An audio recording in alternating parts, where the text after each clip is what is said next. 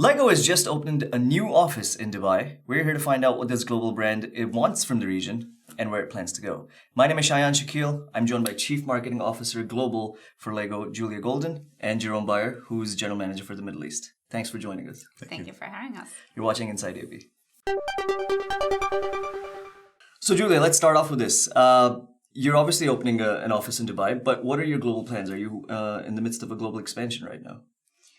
Well, it's a great question. I mean, at Lego, we are really committed to our mission to inspire and develop the builders of tomorrow, because we believe that the experiences that we offer to kids really help them to build the skills they need for the 21st century, for what's there to, waiting for them.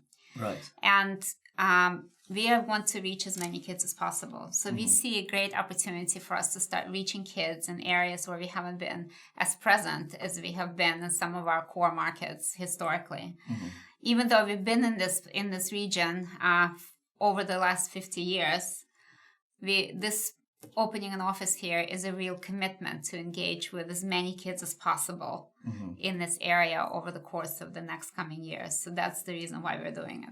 Now, Jerome, Julia had mentioned, of course, that you're trying to get closer to your customer here. But what will opening an office actually achieve? Do you have any plans to work with schools, with different other establishments, institutions, the government? So in Lego we have many entities. Lego Education being one of them, but I don't represent that. I represent the commercial entity of Lego. Right. Right now it's early days. We opened up our office just today, so it's the start of a journey. The reason that we're here today is that we see a large potential in the Middle East and North Africa.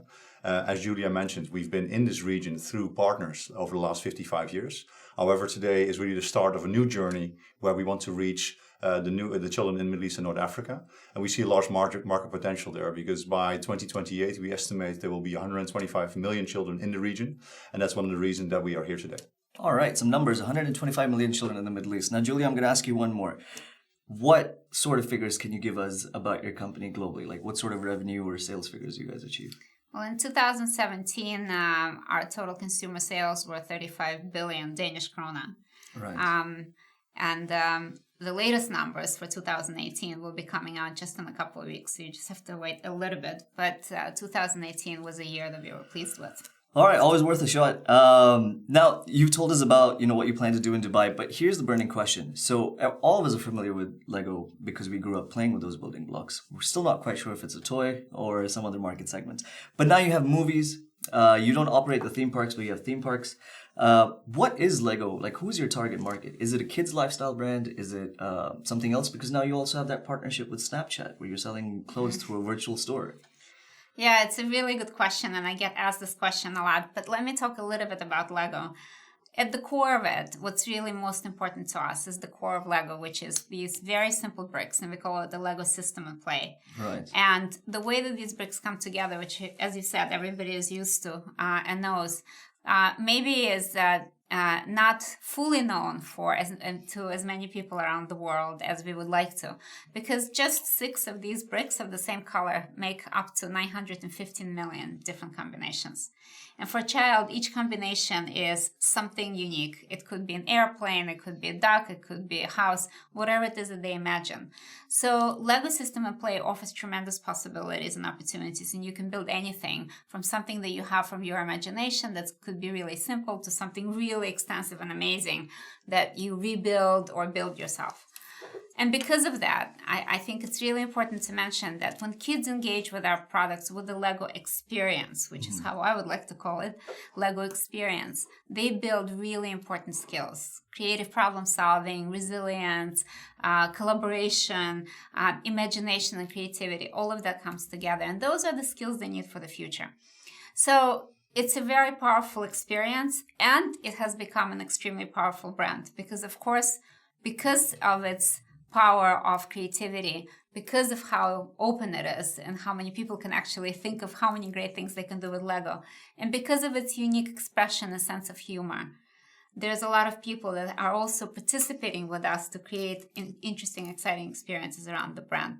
So at the core of it, we are a play material that delivers unique experiences to kids. That's our number one focus. But around it, there's a lot of different engagement opportunities that enhance this experience and bring it to the next level. All right. And of course, we would never deny anyone an opportunity to play with Lego. And that's why we have such a huge adult fan community, including here in this region. Right. Play material. That's the word I'm going to start using from now on. Jerome, she's mentioned engagement. Now, activations, I mean, should be a big part of your Lego regional office. Absolutely. I mean, of course, you'll have commercial interests as well. Are there any kinds of exciting things that you're planning to do in Dubai or in the rest of the Middle East? Naturally, and I think that's part of the reason for us coming on the ground, right? We have a lot of partners here that we work with. Margito Futain Group that operates our Lego stores. We've got Legoland as a partner here. We've got a lot of retailers here selling our products. Through those partners and through, let's say, President of our own, we will start activating a lot more things. And the ability for us to do so is actually greatly increased by us getting on the ground. Whereas in the past, we tried to work with this region from Denmark. We are now on the ground with a team, and it actually means that we can reach much more closer to our partners, to key stakeholders, and our consumers. That will both lead, I think, to opportunities and also, let's say, meeting some of the challenges that the region has at the moment head on. Okay, so have you guys hired all your staff? No, not yet. So what sort of how big is your office going to be over here? So we have an office that will cater to roughly 25 people. Okay. I think right now I don't see us, let's say, hitting that number from the first year on, but we are also very committed to this region, and therefore we're also looking at to grow and expand and scale with the region over time. Okay, all right, interesting. There's one question before we get to your global plans. I mean, it's a slowing global economy, regional economy. There's lots of headwinds. Everybody's, talking about it, that 2019 might be a challenging year. What are your thoughts about that? Well, I think it would be important to note that, of course, we see the challenges, and they also represent challenges in the retail landscape, and you could see that globally. But historically, we also have seen that even when economy slows down, actually parents still value their kids, and they still want to give them great experiences. And actually, in the years of economic slowdown, Lego has managed to grow in the past. So we don't look at economic slowdown or economic growth as an indicator of what Lego will do. We always look at it from a perspective of what we're going to do to connect in the right way with our consumer, with our shopper. So our plans are still very much about reaching as many kids as possible, and we are very determined to follow that path over the next years. Does that mean we're going to have a sequel to the Batman movie? Was that your favorite? That really was my favorite. Oh, I'm glad to hear that. You never know. There's a lot of very interesting ideas that are floating around. But if you haven't seen Lego Movie 2, I highly recommend it because Batman has a starring role. All right. And he really shows up in a way that you would not expect. So it was rare to see Batman happy. I don't want to do any spoilers, but I would really recommend seeing the movie. All right. For anybody who loves Batman. We're going to look forward to that. Thank you very much, guys, for coming by.